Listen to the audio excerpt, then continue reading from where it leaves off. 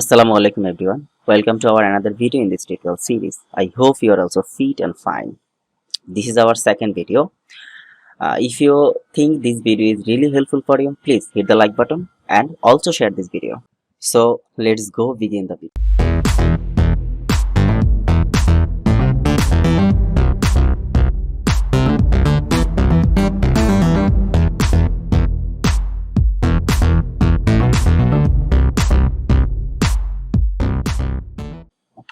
গত ভিডিওতে আসলে আমি কয়েকটা কথা হয়তোবা বলতে ভুলে গেছিলাম। সেটা হলো যে আপনি যখন সফটওয়্যারটা যখন ইনস্টল করবেন বা আপনার এখানে এই যে সাইডের যে এইটা ছিল আমার সাপোর্টিং টুলবারটা ছিল, এইটা আপনার এমন নাও থাকতে পারে, হ্যাঁ? কারণ এটা থাকবে না এরকম আপনার। এটা আমি আমার মতো করে এমন করে নিয়েছি, হ্যাঁ? তো এইটা আসলে যেটা হয় এগুলো আমরা কোথায় পাবো বা কোথা থেকে আনবো? যেমন ধরেন আমার এটা আসলে যেটা হয় যে উইন্ডো দেখতেছেন, উইন্ডো থেকে আপনার যেটা দরকার সেটা এখান থেকে আনতে পারেন, হ্যাঁ? ধরেন আমি এখান থেকে এই যে ব্রাশেসটা আনবো, এই যে ব্রাশটা চলে আসছে দেখছেন? আপনার যেটা দরকার সেটা চাইলে এখানে রেখে কাজ করতে পারেন বা আপনার যদি মনে হয় আপনি নিচে এড করতে চান, এই যে আপনি জাস্ট এখানে এটা ছেড়ে দিবেন, এটা অটোমেটিক্যালি এটার সাথে এড হয়ে যাবে। আবার টান দিয়ে ছেড়ে দিবেন, এটা চলে আসছে, এখান থেকে ক্রস করে দিতে পারেন বা এখান থেকে এটাকে মিনিমাইজ করে রাখতে পারেন, ঠিক আছে? বা এখান থেকে এটাকে আপনি এভাবে ক্রস করে দিতে পারেন। তো এইটা নিয়ে একটু বলা দরকার ছিল। হয়তো অনেকে ভাববেন যে আসলে এইটা তো আমার তেমন আসতেছে না, আমি এটা কিভাবে আনবো? তো এইটা এভাবেই মূলত এগুলো সেট করা যায় আপনার ইচ্ছা মতো। যেমন এটাকে আমি এখান থেকে মিনিমাইজ করে দিলে যেটা এরকম ভাবে এটা মিনিমাইজ হয়ে থাকবে। লাইক এটা ছেড়ে দিলে আবার এরকম হয়ে যাচ্ছে। আচ্ছা, এইটা ছিল বেসিক ব্যাপার। অর্থাৎ আপনার কাজ করার সময় এই সাপোর্টিং টুল হিসেবে যা দরকার সেটা আপনি এখানে পেয়ে যাবেন। যেটা দরকার। আমার লেয়ার প্যালেট দরকার, আমি এখানে লেয়ারে ক্লিক করলাম, এই যে লেয়ার প্যালেটটা চলে আসছে। সেটা চাইলে আপনি এটার ভিতরে এড করতে পারেন। এই যে এড হয়ে গেছে, দেখছেন? আবার চাইলে এখান থেকে টান দিয়ে সেটা আপনি ডিলিট করে দিতে পারেন। সো এই হলো ব্যাপার। তো এরপরে দেখেন এই যে টুলবারটা, এটাও আপনি এখান থেকে আনতে পারেন। দেখেন এটা এই যে টুলস দেওয়া আছে। এই টুলস বারটা আমি উঠাই দেই, এটা এখান থেকে চলে গেছে। আবার দরকার টুলস বারটা নাই, আপনি আনতে যাচ্ছেন, যেটা করবেন এখান থেকে টুলসে ক্লিক করবেন, এটা অটো চলে আসবে। আপনার এই কন্ট্রোল প্যানেলটা দরকার নাই, এই যে উপরের যে প্যানেলটা এটা দরকার নেই, আপনি এখান থেকে এটা ক্লিক করেন, এটা চলে গেছে। এটা দরকার, আপনি এখানে ক্লিক করেন, এটা চলে আসছে। মানে আপনার যা দরকার এই উইন্ডো থেকে আপনি এগুলো আপনার মতো করে নিয়ে নিতে পারবেন, ঠিক আছে? আচ্ছা, তো আমরা আসলে আজকে ৩টা টুলসের কাজ দেখব। সেটা হলো সবগুলি সিলেকশন টুল, অর্থাৎ একটা হলো প্রথমটা হলো যেটা সিলেকশন টুল, তারপরে আছে ডিরেক্ট সিলেকশন টুল এবং এটার ভিতরে আরেকটা আছে গ্রুপ সিলেকশন। এই ৩টা টুলসের কাজ আমরা আজকে দেখব, ঠিক আছে? আচ্ছা, এটা আনার জন্য যেটা হয়, এটার ভিতরে যেগুলোর ভিতরে আসলে মানে গ্রুপ যে টুলস যেগুলো গ্রুপ টুল বলতে আসলে একটার ভিতরে অনেকগুলো টুলস থাকে। যেমন এটার ভিতরে অনেকগুলো টুলস আছে, দেখছেন? তারপরে এগুলো কিভাবে আনবেন? এগুলো আনার জন্য যেটা হবে, আপনি এই টুলস এর উপরে যাবেন, জাস্ট মাউসের রাইট বাটনটা ক্লিক করে চেপে ধরে রাখবেন।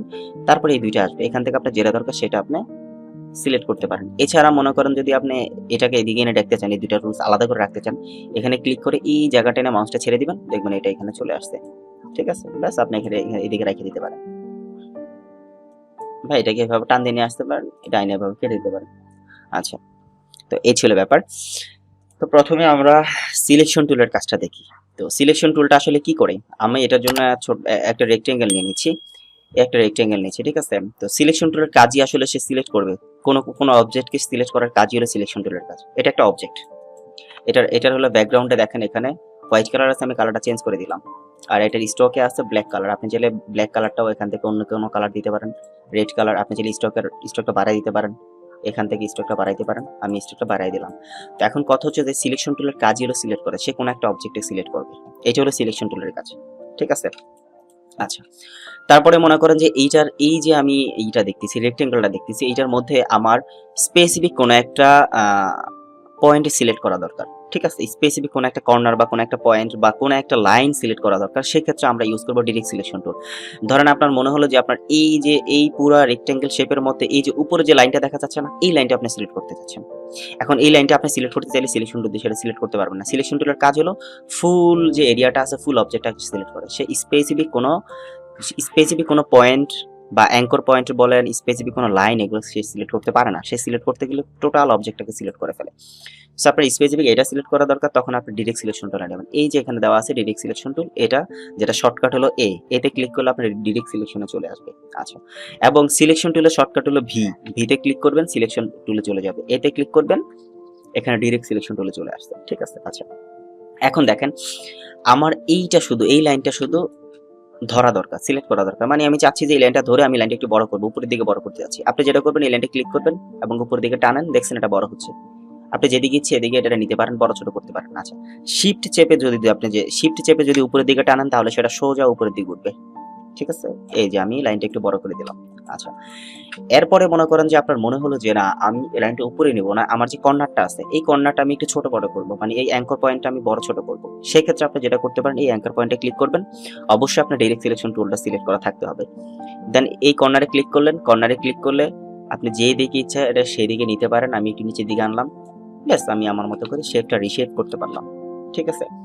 তার মানে আমরা কি বুঝলাম, যদি আমরা কোনো একটা অবজেক্টকে সিলেক্ট করতে চাই তাহলে আমরা সিলেকশন টুল দিয়ে সিলেক্ট করব। ঠিক আছে?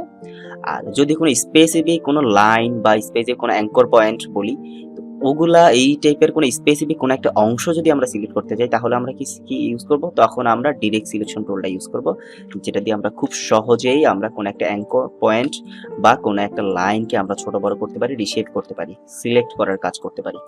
আই হোপ এতটুকু আপনি বুঝে গেছেন। ঠিক আছে? আচ্ছা, এটাকে আমি ডিলিট করে দিচ্ছি। এখান থেকে সিলেকশন টুল ধরে কিবোর্ডের ডিলিট বাটনে ক্লিক করলে সেটা ডিলিট হয়ে যাবে। আচ্ছা, এখন আমি এখানে আরো কয়েকটা শেপ নিয়ে নিচ্ছি, লাইক রেক্টেঙ্গেল নিয়ে নিচ্ছি। এখানে 1টা 2টা 3টা 4টা। আচ্ছা, তো এখানে আমি 4টা রেক্টেঙ্গেল নিয়ে নিলাম। তো এখন এগুলো আমি গ্রুপ করে ফেলি। হ্যাঁ, গ্রুপ করার জন্য আপনি এইভাবে এগুলাকে এই সিলেকশন টুল দিয়ে এভাবে সিলেক্ট করে নেবেন, করে তারপরে এই সিলেক্ট করা অবস্থায় এখানে মাউসের রাইট বাটনটা ক্লিক করবেন। ক্লিক করার পরে এখানে অনেকগুলো অপশন আছে দেখছেন, এখান থেকে দেখেন একটা অপশন আছে গ্রুপ। গ্রুপে ক্লিক করবেন, এগুলো গ্রুপ হয়ে গেছে। এখন দেখেন আপনি সিলেকশন টুল দিয়ে টান দেন, সবগুলো একসাথে চলে আসতেছে, তাই না? সবগুলো কিন্তু একসাথে চলে আসতেছে। আচ্ছা, তো এবং আপনি যদি ধরেন আনগ্রুপ করতে চান, এটাতে ক্লিক করবেন, সিলেকশন টুল ধরে এখানে গ্রুপটার উপরে ক্লিক করবেন, ক্লিক করে রাইট বাটনে ক্লিক করবেন মাউসের, দেন এখান থেকে আনগ্রুপে ক্লিক করলে সেটা আনগ্রুপ হয়ে যাবে। আনগ্রুপ হয়ে গেছে। তো আমি এটাকে গ্রুপ করে দিচ্ছি এবং কিবোর্ড শর্টকাট হলো কন্ট্রোল জি গ্রুপ করার জন্য। এই যে গ্রুপ হয়ে গেছে। এবং আনগ্রুপ করার জন্য আপনি ইউজ করবেন কন্ট্রোল শিফট জি, তাহলে সেটা আনগ্রুপ হয়ে গেছে। ঠিক আছে? আচ্ছা, আমি এটা গ্রুপ করে দিচ্ছি। গ্রুপ করে এখন যেটা হয়, আচ্ছা আপনার এটা গ্রুপ করা আছে, আপনার টোটাল অবজেক্টটা গ্রুপ করা আছে। হ্যাঁ, এখানে 1টা 2টা 3টা 4টা অবজেক্ট, 4টা অবজেক্ট মিলে আবার একটা অবজেক্ট গ্রুপ আকারে আছে। তো সিলেকশন টুলটার কাজ হলো টোটাল অবজেক্টটাকে সিলেক্ট করা। তার মানে সে টোটাল অবজেক্টকে সিলেক্ট করে যেখানে ক্লিক করলে গ্রুপ ওয়াইজ যতগুলো অবজেক্ট একসাথে আছে সবগুলো মিলে কিন্তু আবার আরেকটা অবজেক্ট হয়ে গেছে। এখন টোটাল সবগুলো অবজেক্টকে সে একবারে সিলেক্ট করতেছে। এখন আপনার কোনো কারণে মনে করার দরকার পড়লো যে আমার এই যে আছে স্পেসিফিক ভাবে এই শুধু অবজেক্টটা আপনি সিলেক্ট করতে চাচ্ছেন। হ্যাঁ, এই অবজেক্টটা সিলেক্ট করে ছোট বড় করতে চান বা কোনো মডিফাই করতে চান, তখন আপনি কি করবেন? তখন আপনি যেটা করতে হবে, তখন আপনাকে যেতে হবে গ্রুপ সিলেকশন টুল। গ্রুপ অবস্থায় কোনো একটা স্পেসিফিক অবজেক্টকে যদি আপনি সিলেক্ট করতে চান তাহলে আপনি গ্রুপ সিলেকশন টুলটা ইউজ করবেন। এখন দেখেন আমি এটাতে সিলেক্ট করে আমি যেদিকে সেদিকে মুভ করতে পারতেছি। ঠিক আছে? এবং আপনি দেখেন এটা কিন্তু গ্রুপ অবস্থায় আছে। ক্লিক করলাম, দেখছেন গ্রুপ অবস্থায় আছে। মানে আমি গ্রুপ থাকা অবস্থায় কোনো একটা অবজেক্টকে যদি সিলেক্ট করতে চাই, সেটা অবজেক্ট হোক যা কিছু হোক, সেটা যদি টেক্সটও হোক, কোনো সমস্যা না, তখন আমরা ইউজ করব এই গ্রুপ সিলেকশন টুল, যেটা দিয়ে আমরা এভাবে অবজেক্টটাকে সিলেক্ট করতে পারি।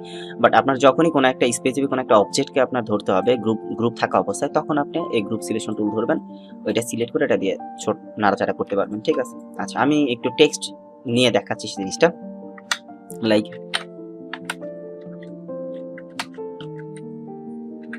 আচ্ছা লার্ন উইথ বিপ্লব আমি লেখাটা লিখে নিলাম। তো এটাকে আমি একটু বড় করে নিচ্ছি। এখান থেকে চাইলে আপনার ফন্টটা চেঞ্জ করে দিতে পারি আমরা। আচ্ছা, এইটা থাকুক, এটা নিলাম। আচ্ছা, সেম ভাবে আমি এটাকে ডুপ্লিকেট করে নিচ্ছি। ডুপ্লিকেট করার জন্য আসলে যেটা করবেন, আপনি যখনই আমি একটু বড় করে দেখাচ্ছি তাহলে বুঝতে পারবেন। আপনি যখনই অল্টার বাটনে ক্লিক করবেন, অল্টার বাটনে ক্লিক করে যখনই লেখাটার উপরে নিচ্ছেন, দেখেন এখানে দেখেন একটা ডুপ্লিকেট একটা অপশন আছে। মাউসটা আসলে দুইটা পয়েন্ট হয়ে গেছে, দেখছেন? একটা সাদা আর একটা কালো। তার মানে হলো আপনি চাইলে ডুপ্লিকেট করতে পারেন। এই অল্টার বাটন চাপ দিয়ে আপনি যদি টান দেন, এটা ডুপ্লিকেট হয়ে গেছে। এখন যদি আপনি সোজাসুজি নিচে নিতে চান তাহলে যেটা করবেন, অল্টার বাটনে ক্লিক করবেন এবং শিফট বাটনে ক্লিক করবেন, টান দিবেন, তাহলে দেখবেন এটা সোজা নিচে নামবে। এবং আপনার মনে হইতেছে যে আপনি বাম দিকে বা ডান দিকে সোজাসুজি নিতে চান, তাহলে আপনি এখান থেকে অল্টার চাপ দিবেন এবং শিফট চাপ দিয়ে সামনে নিতে পারেন। আপনি দেখেন উপরে দিকে নিতে চাইলে যাচ্ছে না, এটা সোজাই যাচ্ছে। এদিকে আনতেছি আমি। ঠিক আছে? আবার নিচের দিকে আনতে চাইলে সেম ভাবে শিফট এবং অল্টার চাপ দিয়ে, মানে শিফট অল্টার দুইটাই চাপ দিতে হবে। এখন আপনি অল্টার আগে চাপ দেন আর শিফট আগে চাপ দেন, তাতে কিছু আসে যায় না। একসাথে দুইটা চাপ দিয়ে ধরা অবস্থায় এভাবে টান দিবেন, সেটা ডুপ্লিকেট হয়ে যাবে। এই ছিল অপশন। আচ্ছা, তো এখন কথা হচ্ছে যে সেম ভাবে এটা তো সেম কাজটাই করে। সিলেকশন টুল দিয়ে আলাদা আলাদা এক একটাকে সিলেক্ট করা যাচ্ছে। আর এটা গ্রুপ অবস্থা যদি থাকে তখন আপনার এটাকে আমি কন্ট্রোল জি দিয়ে গ্রুপ করে নিলাম। গ্রুপ করার পরে এখন যদি আপনি সিলেক্ট করতে চান এই লেখাটাকে, তখন আপনি তখনই যেটা করতে পারেন, স্পেসিফিক কোনো লেখা সিলেক্ট করার জন্য আমরা এই গ্রুপ সিলেকশন টুলটা ইউজ করব। লাইক আমি এটাকে ধরলাম, ধরে আমি এটাকে চাইলে বড় ছোট করে দিতে পারতেছি। ঠিক আছে? আচ্ছা, এই হলো ব্যাপার।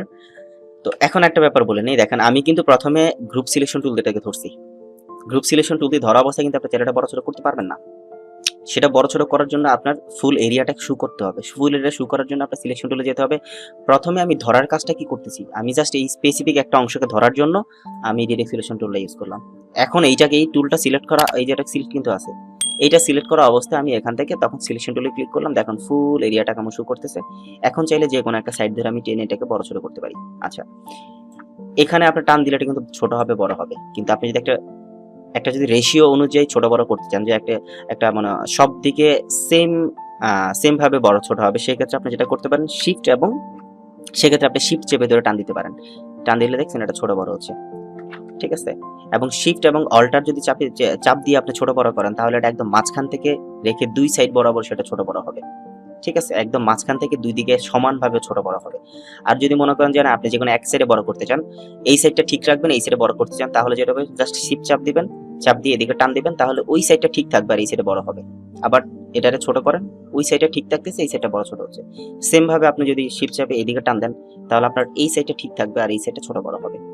এগুলো আসলে বেসিক কিছু ব্যাপার যেটা কাজ করার সময় আপনার খুবই দরকার পড়বে, আমি দেখিয়ে দিলাম। ঠিক আছে? আচ্ছা, তো এই ছিল আসলে আজকের ভিডিও। নরমালি আমার মনে হয় আপনারা অলরেডি বুঝে গেছেন যে আমরা কখন সিলেকশন টুলটা ইউজ করব, কখন ডিরেক্ট সিলেকশন টুল ইউজ করব, কখন গ্রুপ সিলেকশন টুল ইউজ করব। এই ছোটখাটো ব্যাপারগুলো আজকে দেখানোর দরকার ছিল, আমি দেখিয়ে দিলাম। তো আজকের ভিডিও এখানে শেষ করে দিচ্ছি। নেক্সট ভিডিও থেকে আমরা আরো কয়েকটা টুলসের কাজ দেখব। ঠিক আছে? তো ততক্ষণ পর্যন্ত সবাই ভালো থাকবেন। ভিডিও যদি ভালো লাগে অবশ্যই লাইক করবেন, এবং যদি আপনি মনে করেন যে এই ভিডিওগুলো আপনার কোনো ফ্রেন্ড বা আপনার অন্য কারো মানে উপকারে আসতে পারে, তাহলে অবশ্যই তার সাথে ভিডিওগুলো শেয়ার করে দিবেন। আজকে ভিডিও এখানে শেষ করতেছি। আল্লাহ হাফেজ।